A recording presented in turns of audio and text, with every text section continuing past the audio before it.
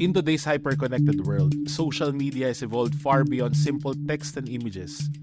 Live streaming has transformed the way we interact online. Platforms like TikTok have embraced this trend.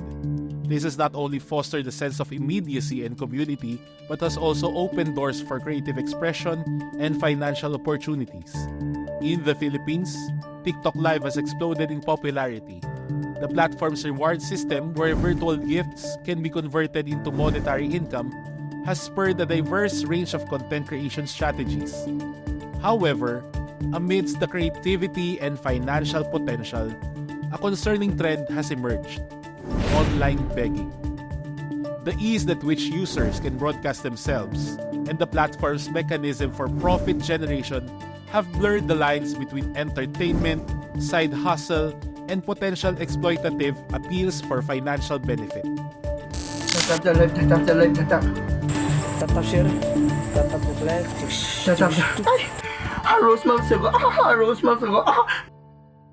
Recent studies documented a disturbing trend in Indonesia, where elderly individuals endure harsh conditions like mud baths, streamed on TikTok Live to elicit viewer sympathy. Research has linked this phenomenon to social inequality and poverty. While this phenomenon is well documented in Indonesia, little research exists on online begging in other contexts.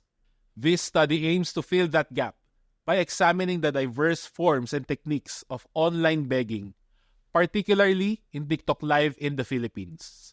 TikTok Live as a digital medium not only provides a platform for content creation, but also shapes the ways in which individuals engage in begging. Our goal was to answer the following questions. How do Filipino TikTok Live streamers who engage in online begging activities present their content themes? And how does online begging in TikTok Live mirror traditional forms of begging, and what are the key differences between the two?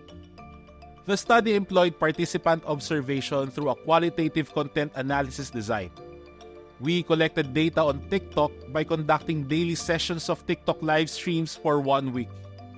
While the algorithm provided a strong starting point for the research, not all content curated by the platform fit the study.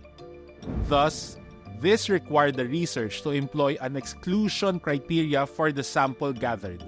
As soon as the platform's algorithm suggested live streams that fit the criteria for visible or audible online begging, we followed these accounts to influence the algorithm to suggest similar content, creating a pool of live streams that exhibited similar online begging behaviors for the study. The study observed a total of 147 live streams. Out of the sample, only 80.3% displayed at least one or a mixture of audible or visual cues that exhibited begging behavior. The demographics of the streamers were categorized by perceived age and gender. The majority of streamers fell into the youth category, with 47% of the total sample. However, a higher percentage of adults and elders showed visible and audible begging behavior, suggesting that older individuals may be more likely to engage in online begging. The most commonly visible cue was featuring or displaying visible requests for donations or solicitations, with 58 streamers displaying some form of passive request for donations. Only 32 streamers, however, actively requested for donations using audible cues. Ay po sa aming 122 viewers, pwede po makikisuyo po kami, baka pwede po kami makishare po ng aming live. Tap, share the live. Tap, share, tap. The live streamers observed during data collection used different stylistics to engage and solicit donations from viewers. Some employed only one style at a time, while others used a combination of two or more. These were categorized into 8 different themes. Live streamer who used this theme mimic non-playable characters from video games. This involved using AI filters, Rose, thank you for the rose. And using repetitive gestures at rest or when triggered by donations. The most common indicator of this style is the wearing of the cut-up mask. Live streamers who use this style used instruments such as pianos, microphones, and other tools to perform for the viewers, often involving setting up lighting, backdrops, or displaying their musical instruments. Streamers using this begging style engage in conversation with the viewers by answering their questions and reacting to their comments. Mag-question pa ka, nak, para sagutin kita, nak. Engaging in conversation also includes talking about random topics either initiated by the host or by the viewers through the comment section. Sino ba sila? Wala naman silang kwenta. Streamers in this category displayed non-performance skills such as calligraphy and voice acting. Pero next week, may trabaho naman na tayo. This category includes individuals who have some form of visible disability, including facial deformities and amputated limbs. This also contains streams that feature some form of sickness that appears terminal or incurable. Streamers explain that donations from the live feed will go towards hospital bills or medications. This theme highlights the specific style of engaging in acts that could be considered self-harm or that create significant discomfort. These include streamers doing acts that cause bodily discomfort or physical strain. TikTok's live match mode puts two live streamers against each other.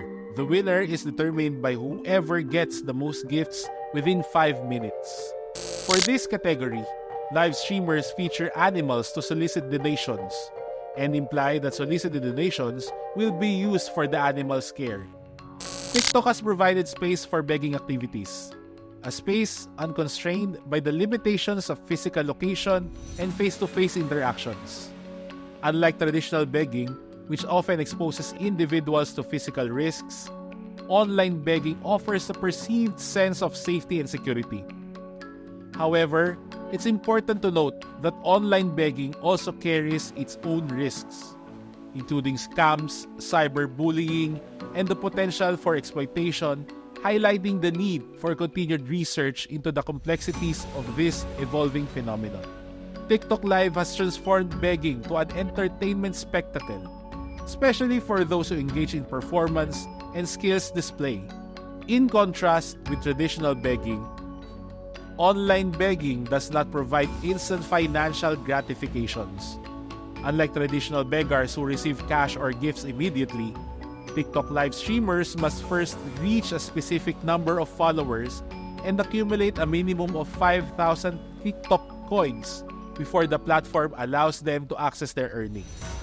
Additionally, TikTok retains 50% of these earnings as a platform fee. A unique phenomenon documented in this study is the emergence of TikTok live streamers who resort to extreme measures. This raises ethical concerns and prompts further investigation into whether such self-deprecating behavior is uniquely enabled or amplified by the affordances of social media platforms like TikTok. Undeniably, technology has paved the way for online begging to grow. However, while it is likely to continue growing, it is also essential to acknowledge that it does not replace traditional forms of begging. It is unlikely that online begging will cause all the street beggars in the Philippines to shift online, since access to technology remains a privilege. For those with access to resources, TikTok Live is a powerful tool that can amplify their voices and reach a broader audience they otherwise would not be able to. Financial gain is a significant driving force for people to continue using the platform, noting that some respondents already view TikTok as a part-time job that can generate additional income for themselves and their families. In conclusion, the power of TikTok Live and the growth of online begging in the Philippines is a double-edged sword. While this platform can definitely present opportunities for those who have less in life, we must also acknowledge that there is a need for open discussion and further research on the platform to encourage responsible and ethical use and ensure the sustainability of this new income stream.